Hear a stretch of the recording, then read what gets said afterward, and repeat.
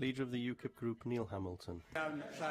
I'm sure the First Minister, like me, is looking on with envy at the Democratic Unionists in Northern Ireland using their muscle in the House of Commons to extort the best possible deal in the interests of the people of Northern Ireland.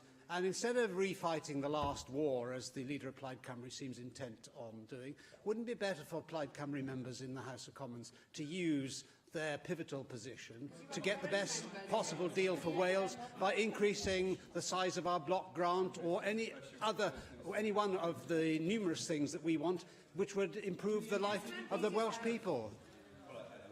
As any party to extort money, as the leader of UKIP put it, but it is right to say that the UK government must listen. It does not have a mandate for the kind of Brexit that it wished. It failed to achieve that in the election, and now is the time for them to listen to sensible voices in order that there should be a sensible Brexit that works for the people of Wales, the people of Britain, and particularly for businesses and jobs. Well, I'm sure we'll explore this point further later on this afternoon in the statement on the government's paper on Brexit. I want to move to another issue.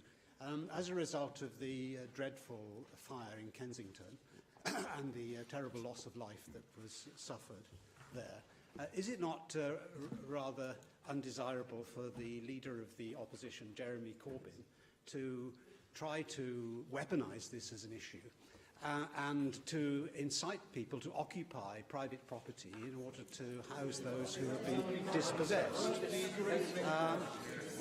It is a very dangerous situation indeed for politicians in positions of responsibility to use such things. We know that there are certain important members of the Labour Party who believe that insurrection is an acceptable political tool, and John McDonnell many times has said that parliamentary democracy is only one option, and that the picket lines and the streets are the places where the real political battles can be fought. So does the First Minister agree with me that it would be most unfortunate if the Labour Party were to perpetuate this kind of rhetoric?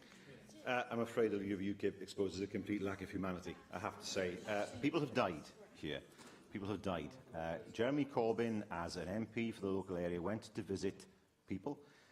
He went to comfort many people who were his constituents, and he expressed the anger of many who felt that at the time they weren't being given sufficient support, whether it was by local government or central government. I make no comment on that because I think this week it's hugely important to focus on the fact that people have died, and to focus on the fact that it's hugely important that we learn the lessons of what happened in order to make sure that it doesn't happen again.